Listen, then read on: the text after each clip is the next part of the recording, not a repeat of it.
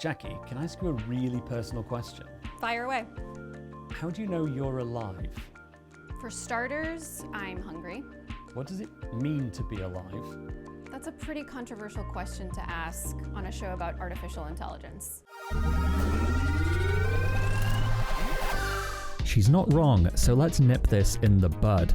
Discussing whether AI could ever become alive or sentient in the human sense of those words is risky. Some experts consider it at best a distraction from important research, while others with equal expertise believe it's essential we at least ask, yeah, but what if? And the faster AI systems develop, the more the question crops up.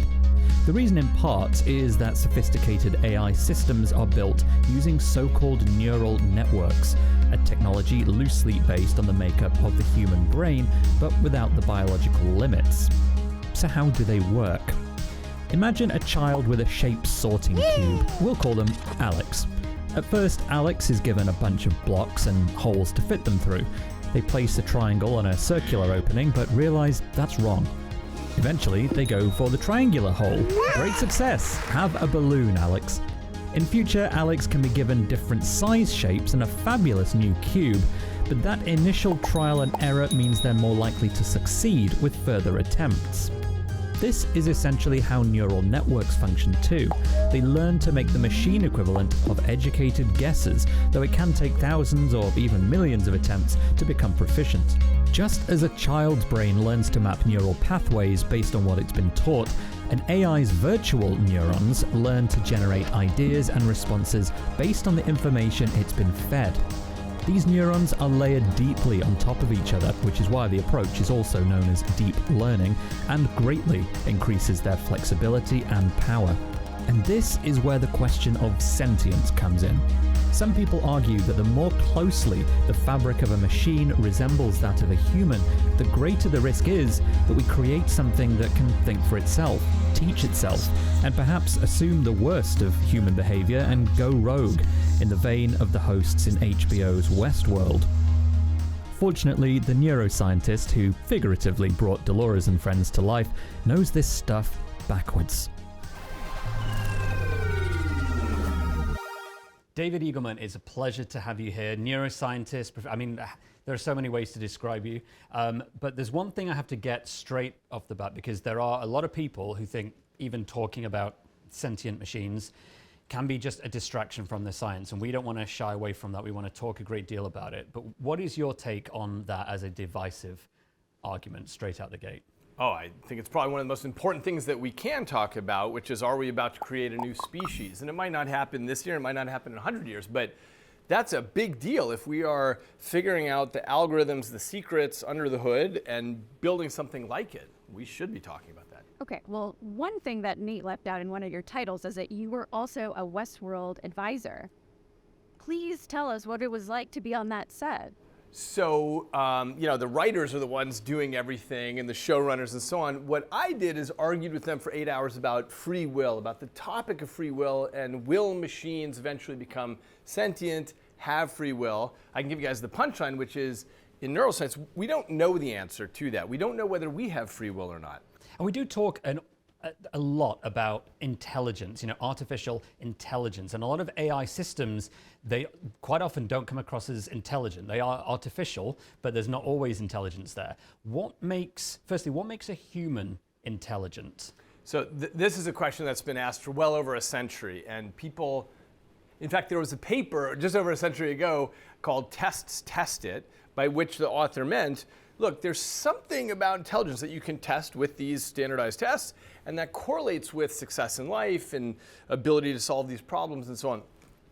But what it is, whether it's the ability to squelch distractors or simulate futures better and evaluate them or whatever, we don't know exactly what it is. Probably the word intelligence is one of those words that holds too much weight on it because it's probably many different aspects. But yeah, when we talk about artificial intelligence, it's a pretty broad term. We just mean anything that's kind of doing some work for us in a way that's a little bit surprising given our history, what we expected. So, with ChatGPT and Midjourney and all this stuff, it's doing stuff where we think, oh yeah, that looks kind of like the way a human might do it. Okay, sentience. How do you define it? How do you distinguish consciousness versus hallucinations? You know, some of these chatbots completely going off the rails. Yeah, well, okay, so there's two things. So sentience is something about self-awareness, or what we experience as consciousness, right? Now you can have that and have hallucinations. So we're in San Francisco and people are on mushrooms and all kinds of things here. And so they are still sentient, presumably, but they are having hallucinations. So those aren't incompatible. But sentience is something about self-awareness. And when you look at your laptop, which is really an incredible machine, it's pushing electricity through billions of transistors, but presumably it is not conscious. Presumably when it's showing you a YouTube video, it doesn't think it's funny, or it doesn't cry internally watching the sad thing on the video. It's just moving zeros and ones around. So this is the question we're faced with in neuroscience, is why do we have rich internal experience? We laugh, we cry, we appreciate the beauty of things, we experience the pain of things, but our machines, even our best machines, as far as we can tell, don't. Anyway, that's the question of sentience. Who's building these models? How do you feel? Do you trust the people behind some of this technology? Okay, so there's two issues there, which is what is going on and do I trust? Okay, so what is going on is actually quite simple. It's just big. So the principles behind all the AI that we have right now, these things were figured out in the 1980s. But the computational capacity just wasn't there to make anything meaningful. Now, do I trust? Trust is an interesting word on this one. I don't think nobody's doing something at the moment that is untrustworthy. They're just building these giant models. Nothing has set off a red flag for you so far. I think that's right. I hope I don't regret saying this at some point, but yes, I think that's right. What they're doing is they say, hey, we want to consume all the text that's ever been written by humans and then have it, tell us what's the most probable next word. I don't immediately see an ethical problem with that. How do you think about who is looking out for our best interest? Those that aren't neuroscientists or computer. Is this who guards the guards? Something like that. Who watches the watchmen? Who watches the watchmen? And who watch them? Who's watching them? I mean, look, a lot of this stuff, amazingly, and this is something that's representative of our moment in time now that's never been true. A lot of this stuff is open source. And you can go and you can see the code, because there's actually nothing that's special about the code. The special part is just the amount of computational power. Talk about, if you can, a bit about dreams. Like, dreams are a very important part of, the biological experience of being alive. But as that relates to what we're developing with computers, like, is there something to be said for incorporating the role of dreams in an artificial sense? Right, like the imagination. Yeah. Is that what you mean, imagination? I mean, I sort of mean it in the sense that when we're not being used, when our bodies are not being used, when we're sleeping, we are replaying, we are processing, it's a part of, and you've talked about in your books, the importance of dreaming. And I just wonder, like, is there something similar in computers where computers are going to get smarter by essentially going back over what they've done in the day with a human? Mm-hmm. So that's funny, because there is something called backpropagation in computers, and people decades ago had this sleep-wake cycle in artificial neural nets, where you get this sort of going back over stuff and taking out the trash and cleaning things up. Yeah, it's one way to program a network, but I guess, as you know, as I've argued in my book, I think that dreaming as such is uniquely human. It's a way to protect the visual cortex during the darkness of the night so it doesn't get taken over. Computers don't need that. And in fact, if you lived on a planet that didn't rotate into darkness, you wouldn't need dreams either. But yes, there is a way for computers for networks to, sort of clean up their stuff in that way. So who should be the one to write the definition of sentience? David should. Yeah, we all want to write that, but it's tough. It's like that definition of pornography where you know it when you see it. It's the same thing with sentience, which is we have this experience, but it's unlike the rest of our science. So what I mean is, there's no way if we're talking about consciousness that I can say, oh yeah, you just carry the two and do a triple integral here, and that's the beauty of a sunset, or the smell of cinnamon, or the taste of feta cheese, or something. It's impossible to translate the language we have for doing science into private subjective experience. We just don't know how to do that yet. Are you comfortable with the pace of change at, where artificial intelligence is going? I think whether I'm comfortable or not has nothing to do with it, because that just is what the world is doing. And I find it so thrilling to watch what's happening. I mean, think about, 10 generations ago, your great-grandparents, the world was it didn't change much from the day they were born to the day they died. And so the fact that we're saying, oh, it's 2023, wow, look at this stuff now. It's just, I love it. I think that's the coolest time to be alive. Well, thank you so much. I appreciate you being here. Thank you, guys. Blake Lemoine, it's great for you to be here. AI researcher, software engineer. I mean, there's a list of titles.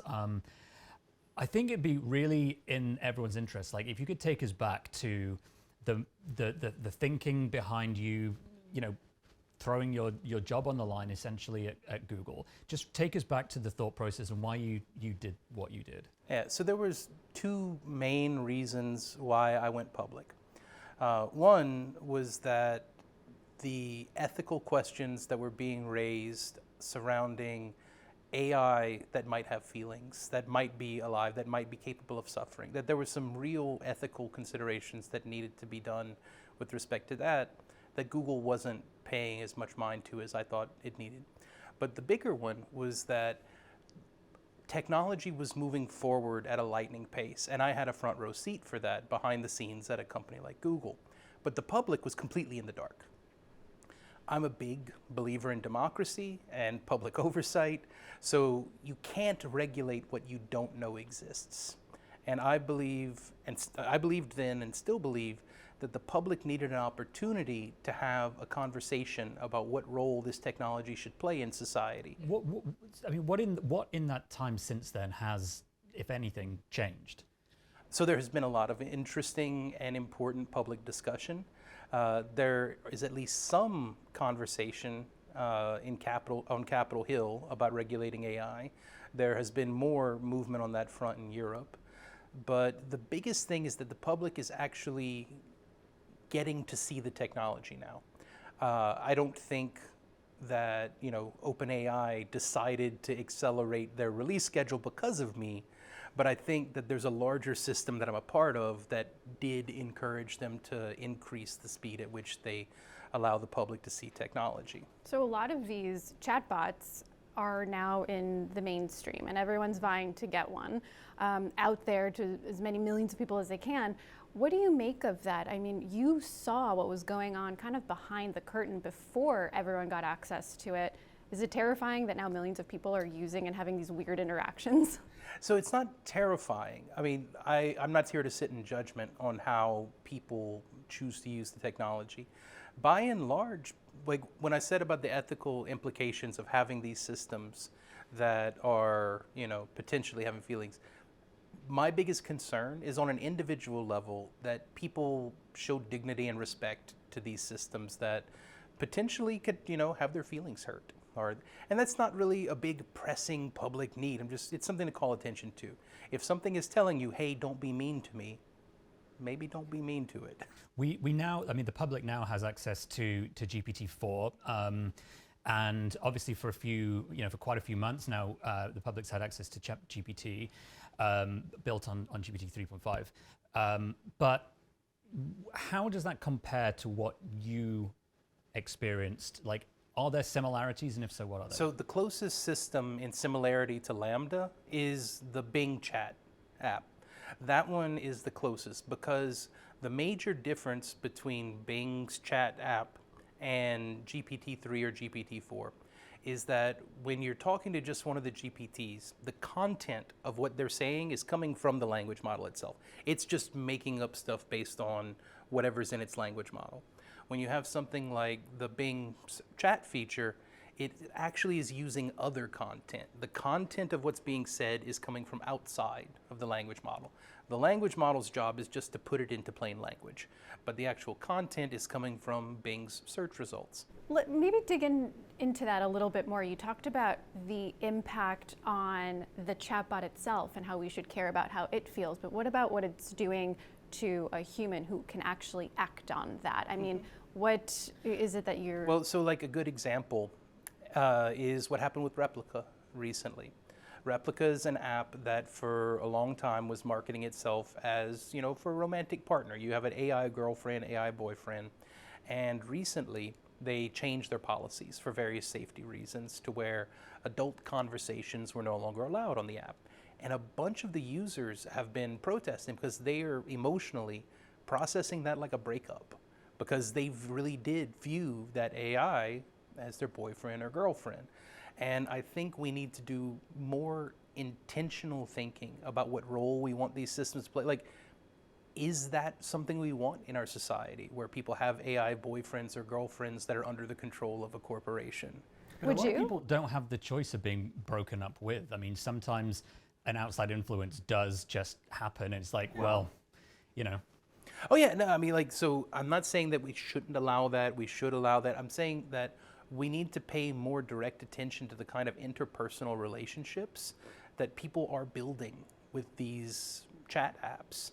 I get messages every day from people who are telling me about the relationship, and I don't necessarily mean romantic relationship, just like their friendship, or this is my assistant, my advisor. People create all of these kinds of ideations of what relationship they have with these chatbots. And that's something we really need to pay attention to. Do we want our children forming relationships with artificial people? There's an election coming up next year. Do you see AI playing a part in that? Next year, what we are going to see is a bunch of content that was created by AI, and these systems are very intelligent and very persuasive.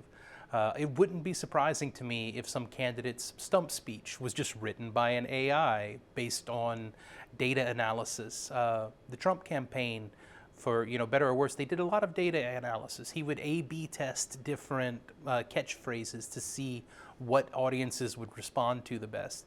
And now that we have these AI systems that'll be able to take in all of that data and then just generate whatever speech is going to get the best results out of the crowd. And then on the darker side, creating misinformation about opponents. If we don't get ahead of this, next year's election is going to be dominated by whatever the AI produces.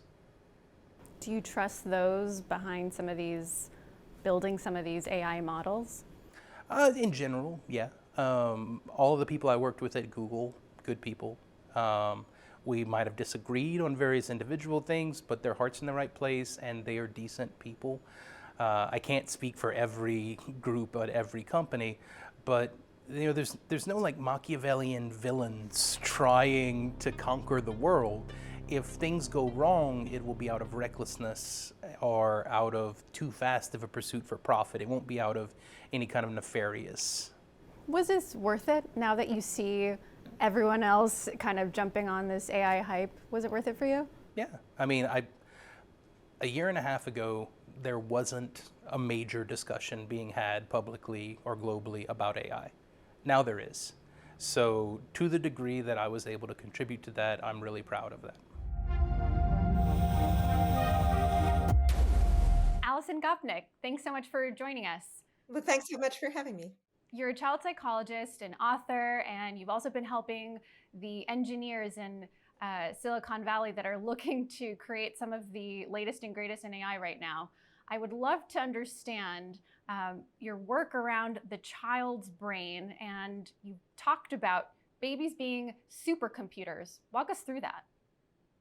Yeah, so going all the way back to Alan Turing, when essentially the inventor of computers, in his very first paper where he talked about the famous Turing test, the imitation game, he said something really interesting. After he described the idea that a computer would be intelligent if it could imitate an adult, he said, wait a minute, maybe that's not the right test. Maybe instead of making a computer that could speak like an adult, we should get one that could learn like a child. That would really be the true test of intelligence.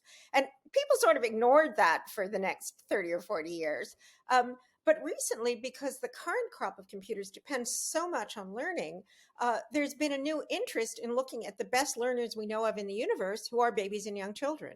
When Jackie and I have been talking about some of your work, like the 2-year-old mind comes up quite a lot. Like, is there something specific about the 2-year-old mind versus 1 or 3 that provides such a good comparison here when we talk about AI? The thing about 2-year-olds is that because they can talk and communicate better, we have a better idea of what's going on in their minds than we do with babies, with infants, even though we've got a lot of beautiful new techniques that let us understand much more about infants. Does that have anything to do with the terrible twos? Maybe they just get a bad rap. Well, one of the things about the terrible twos is that the terrible twos reflect the fact that one of the things that children are learning about most and that artificial systems need to learn about the most is other people. And believe it or not, the Terrible Twos is really a sort of experimental research program to try and figure out what happens when what I want and what you want clash. If you think about it, that would be a very important thing for any artificial system to be able to understand, although you hope that they won't have to have tantrums to make it work. Let's drill into that. We've also spoken to a former Google engineer who raised alarms last year that Lambda, Google's AI model, was sentient. Some thought of that as a distraction in the general conversation around artificial intelligence and what's going to happen in the future. Do you see it as a distraction? Yeah, I do see it as a distraction. I think we don't have a perfect theory about sentience or consciousness, but everything that we know about it suggests that something like a large language model is not something that is sentient or conscious. As I mentioned before, I think it's even a kind of mistake that we make when we talk about an AI as if it was an individual agent or an individual person, instead of talking about artificial intelligence as a technology that lets us do really important and useful things like abstracting statistical structure from large databases or telling someone what the information is that's available on the internet. Kids have arms, legs, ears, mouth, like Right. They're learning a lot of the stuff. Whereas at the moment, these AIs are contained within machines. They don't have arms and legs. Yeah, I think that's probably the most striking difference between the current systems and what we see with children. And they're in this world of text, and that's the only universe that they operate in. And that's not at all what happens with any other kinds of intelligent creatures. And in fact, by definition, the definition of intelligence that, say, evolutionary biologists often have is this ability to interact with the external world, change what you do because of what your environment is like, and then change your environment because of the way that you understand it. That's I think, arguably the kind of definition of real intelligence. In one sentence, what's your one big prediction for artificial intelligence? My one big prediction is that when it happens, we'll have a new generation of children who will take it for granted and think that it was always there and always part of what human beings were like. A way that I put it sometimes is, the day before you were born is Eden, and the day after your children are born is Mad Max. It always feels as if the new things that are coming are stranger and weirder, and then the new generation of children. Again, my 2-year-old, who is perfectly good at making my phone work possibly better than I am, this will seem like this was just the thing that was always there in the background, and there'll be some new thing that they are concerned and worried about. Nate, I can't wait for AI to get to the teenage years. I won't be here. Anyway, on that cheery note, thank you, Alison. That was really great. Thank you, Alison. Well, thank you for having me. Well, that's over. Yeah, I don't know what we were so worried about. me neither. It's one down. 11 more to go.